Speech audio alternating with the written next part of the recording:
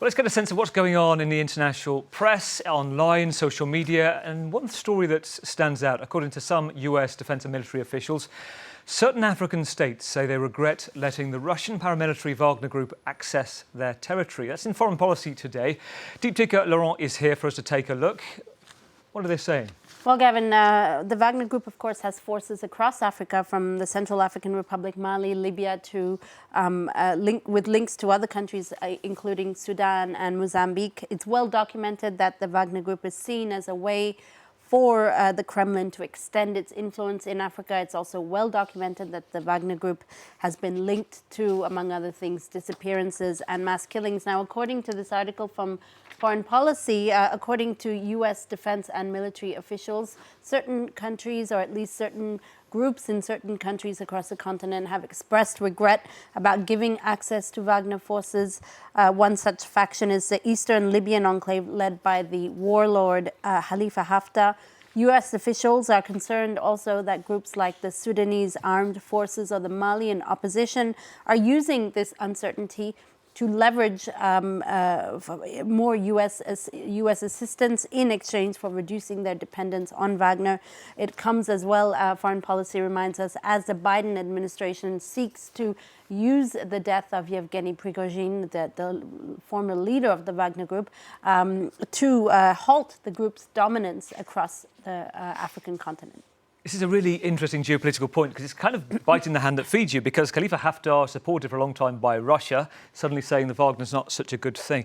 Staying in Africa, there is the Burkinabe news site Wakasera saying that they've made the decision to announce the suspension of the French magazine Jeune Afrique there. Yeah, and another, one step further in what's a very worrying trend of suppressing media that express opposition views, according to the transition, or critical views at least, according to the transitional government's press release.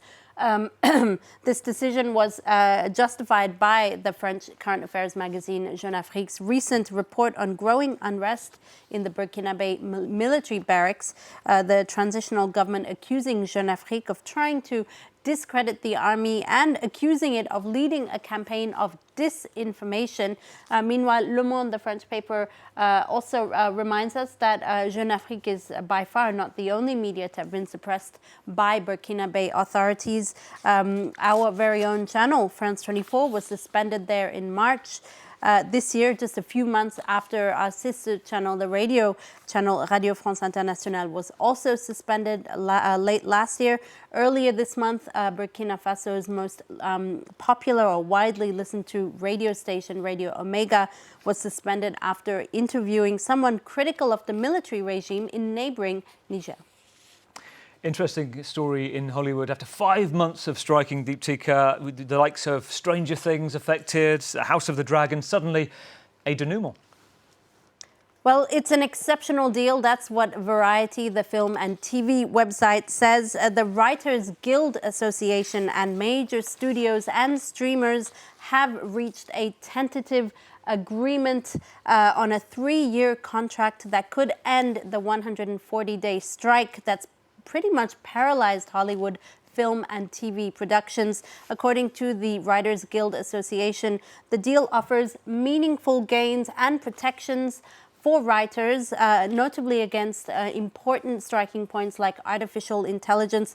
They've suspended picketing now in light of that deal, with the strike expected to be called off once that deal is officially signed. Now, the strike, though, does continue for the Screen Actors Guild, which is the focus of this article from Insider. The Screen Actors Guild, at least for the moment, continues striking. Insider says that the writers' deal, though, is likely to have an impact on the actors' strike and helping them in finding some kind of deal with studios and streamers, with another round of negotiations likely between the Screen Actors Guild and studios. It remains to be seen, though, how long those discussions will take. That's a big question. Now, there is also an interesting article from the Wall Street Journal today, which looks at how the end of the writer's strike is actually a bit of a mixed blessing for major Hollywood studios. The reason being that production stoppages have actually been a boom in terms of studios' cash flow statements, and this has been particularly the case for Warner Discovery, which has about $48 billion in debt due to its takeover of Warner Media last year. The looming end of strikes also means that it'll be back to work, and that, as the Wall Street Journal says, won't be a cheap thing for studios. Another interesting story, which is, well, we've seen in our lives these iconic moments of sport. Muhammad Ali looking over Sonny Liston. I think he said, "Go up and get him, sucker."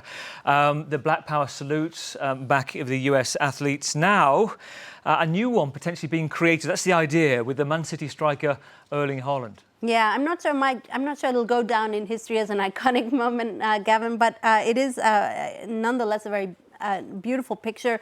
Award-winning Scottish photographer David Yarrow, who actually has had an esteemed career shooting models, wildlife, but also made his name shooting an iconic photo of Diego Maradona lifting the World Cup trophy in 1986. Well, he put his camera to good use with another footballer recently, the young Man City striker Erling Haaland, who was actually named UEFA's best men's footballer of the year. He shot Haaland waist deep in the Oslo fjord recently, dressed, as you see there, as a Viking.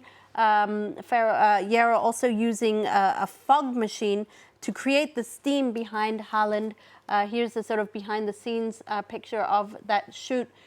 40 pictures will actually be going on sale to raise money for charity. That's at the request of Erling Haaland's family. Gavin. Deepti, Laurent, thank you. I can't tell, is it moody? Is it serious? Does it work? I guess you can decide for yourselves. Deepti, Laurent, thank you.